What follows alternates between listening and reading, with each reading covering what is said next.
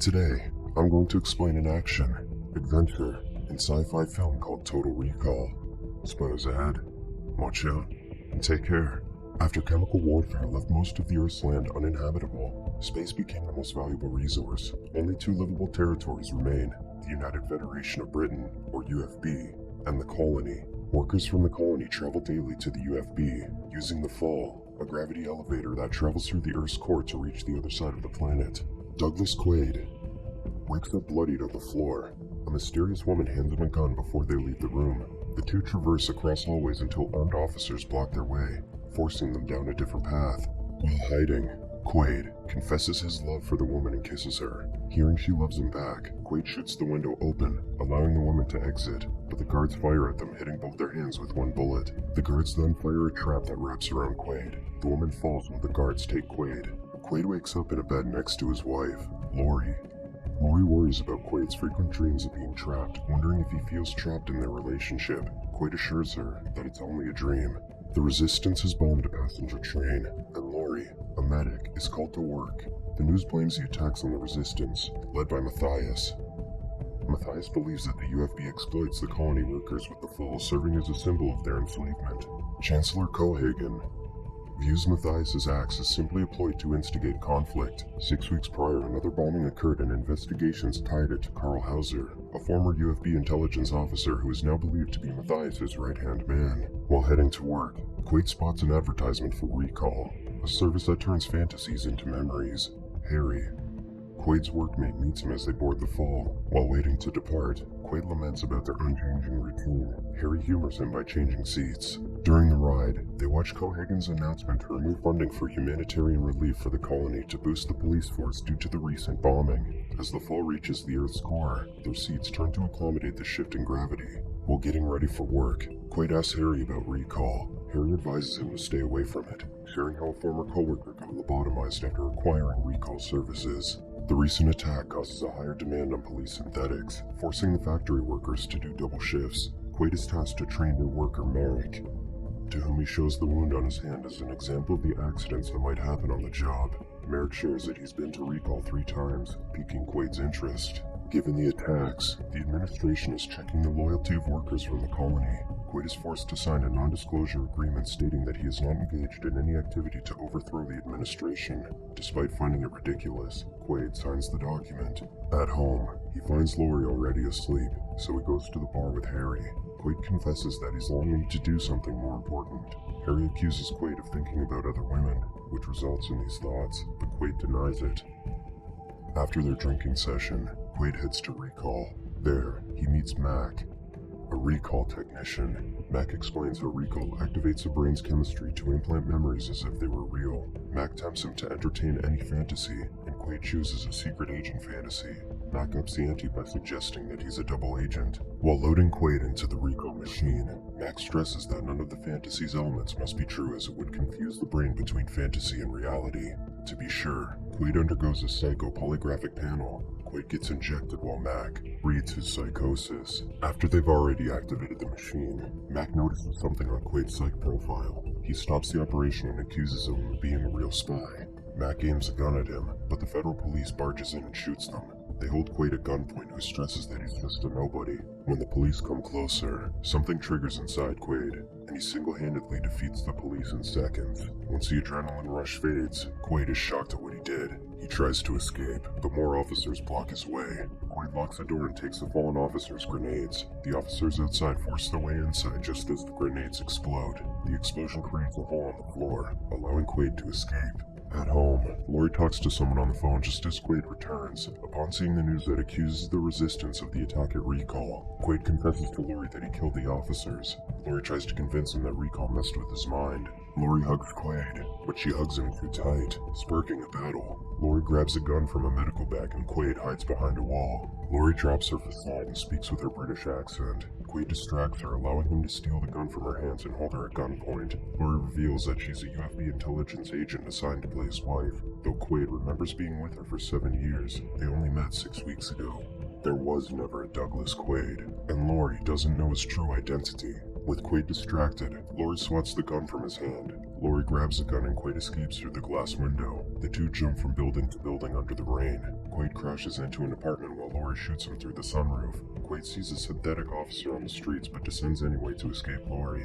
He defeats the synthetic officer and runs. Finally safe to walk, the phone inside Quaid's palm rings. He takes the call with the caller introducing himself as Hammond. Using a store display, the call turns into a video call where Quaid and Hammond finally see each other. Hammond reveals that they worked at Federal Intel and warns him that the UFB activated his phone to track him. Hammond tells him to find a key, but he doesn't explain any further.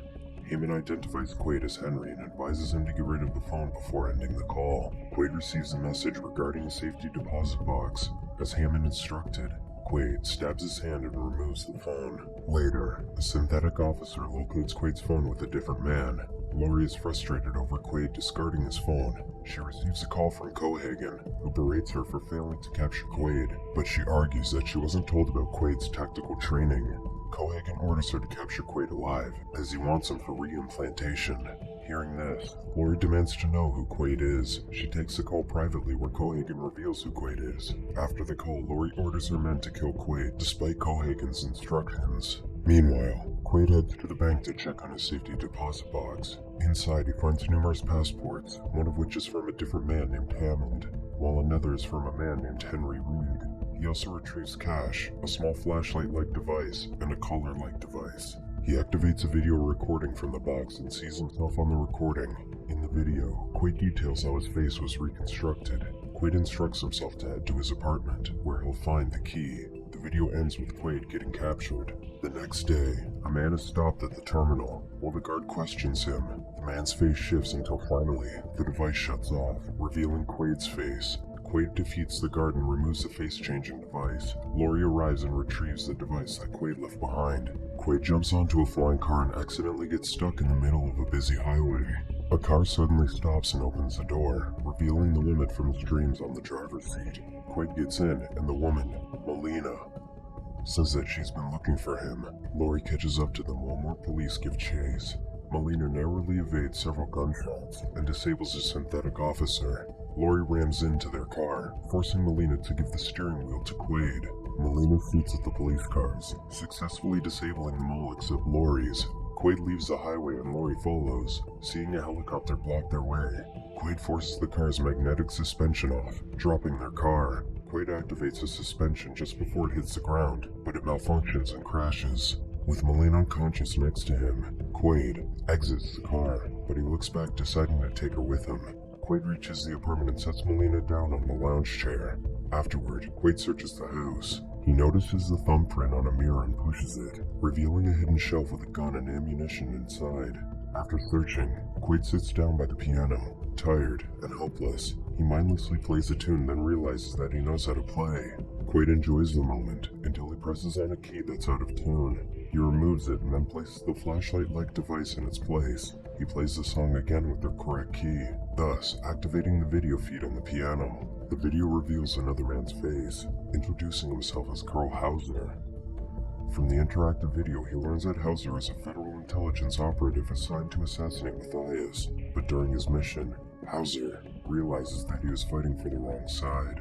He clarifies that Cohagen staged the attacks which the Resistance are blamed for. This is to justify the immense production of synthetic officers to build Cohagen's army to invade the colony. Hauser instructs Quaid to shut down the synthetic officers by activating the kill code. Quaid is Hauser, and he created a safe inside his brain so he wouldn't forget the kill code, even if Cohagen erased his memory.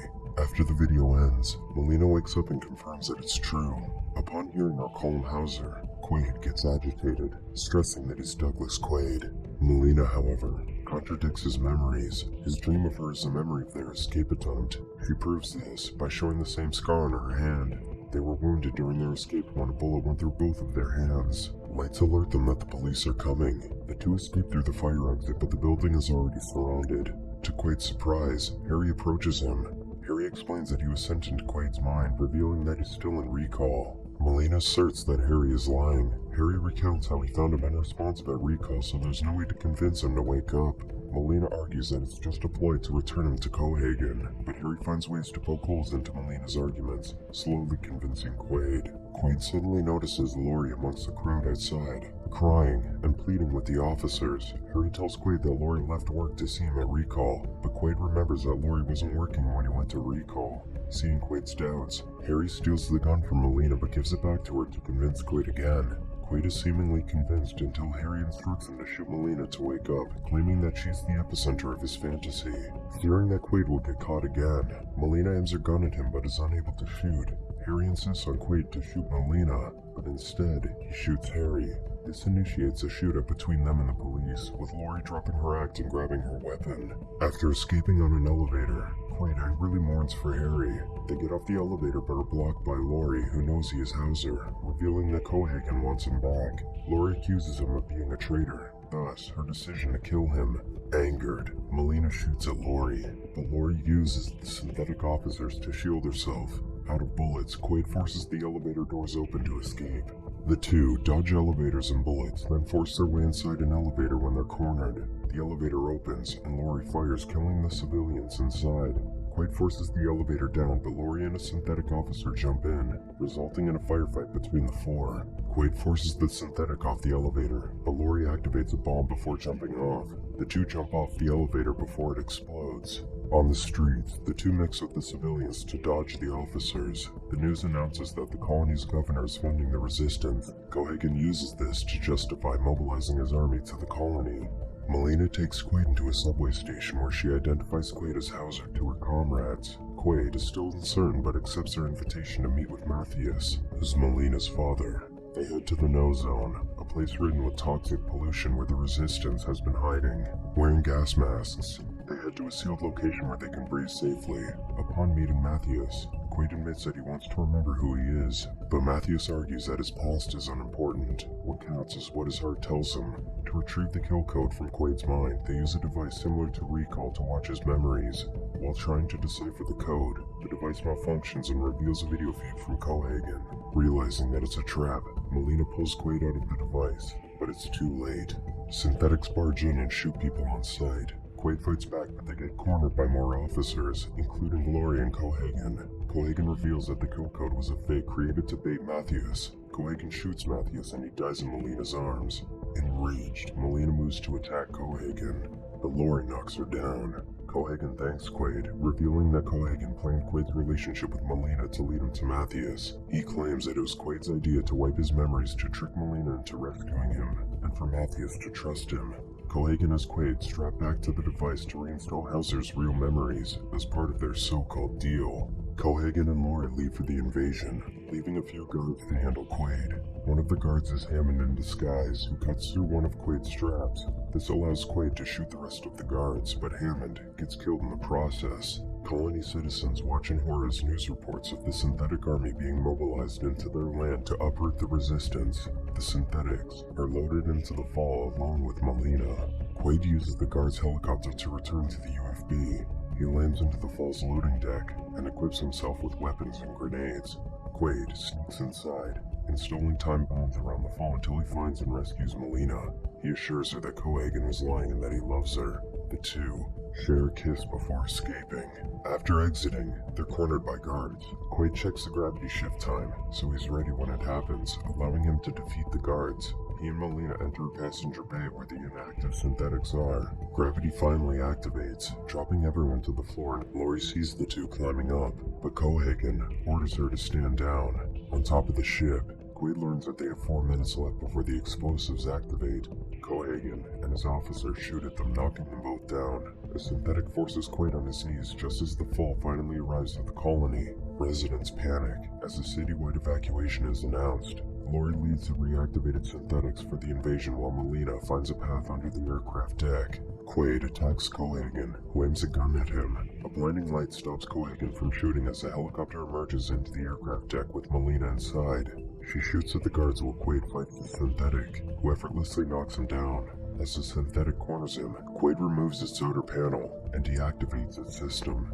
Quaid goes to Melina's aid, but Cohagen slices him from behind. Weakened, Quaid is apprehended and Melina runs out of ammo. The explosives finally erupt, destroying most of Cohagen's synthetics. Lori barely gets out of the way as a bomb activates near her. Quaid fights off Cohagen, narrowly avoiding his knife. Finally, Quaid uses Cohagen's knife against him, defeating the Chancellor. Due to the explosions, the fall is about to collapse. Quaid helps Melina escape while Lori finds a way out of the ship. The fall collapses and explodes just as they jump out. Melina checks on Quaid, but he doesn't wake up. Hours later, Quaid wakes up in an ambulance with Melina by his side. She holds his hand, but he notices that her wound is gone. Quaid attacks her, revealing that it's Lori wearing the collar device. The two fight inside until Quaid shoots her in the stomach. Outside, officers are stunned by the gunshot but drop their weapons when they recognize him. He finally reunites with the real Melina. With the fall gone, the colony looks forward to becoming an independent nation. Quaid checks on his arm where he was injected with the serum from Recall and finds the mark gone. He glances at Recall's advertisements and tells Melina that he's fine, despite his worries.